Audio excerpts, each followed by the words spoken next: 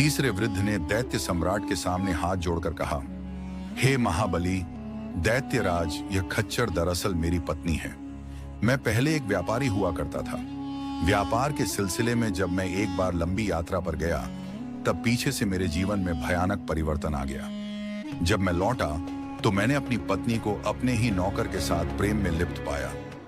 यह देखकर मेरा हृदय क्रोध से भर उठा और जैसे ही मैं उसे रोकने आगे बढ़ा, उसने मेरे ऊपर कोई अभिमंत्रित जल छिड़का। उस जादुई जल के प्रभाव से मैं एक कुत्ते में परिवर्तित हो गया। उसने मुझे घर से निकाल दिया और स्वयं विलासिता में डूब गई। मैं भूख प्यास से तड़पता हुआ गलियों में भटकने लगा और एक कसाई की दुकान के बाहर पड़ी हड्डियां खाने लगा। कुछ समय बाद वही कसाई मुझे अपने घर ले गया। जैसे ही हम उसके घर पहुंचे, उसकी बेटी मुझे देखते ही कमरे में चली गई और बाहर नहीं निकली। जब उसके पिता ने पूछा कि वह क्यों छिप रही है, तो उसने उत्तर दिया, मैं किसी अनजान पुरुष के सामने कैसे आऊं? वह जो कुत्ता आपके साथ आया है, वह वास्तव में एक श्रापित मनुष्य है।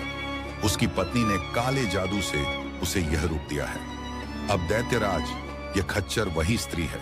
उसकी करनी ने उसे इस दशा में पहुंचा दिया है। आगे की रहस्यमयी कथा जानने के लिए चैनल को सब्सक्राइब करें और कमेंट में जरूर लिखें, जय भोलेनाथ।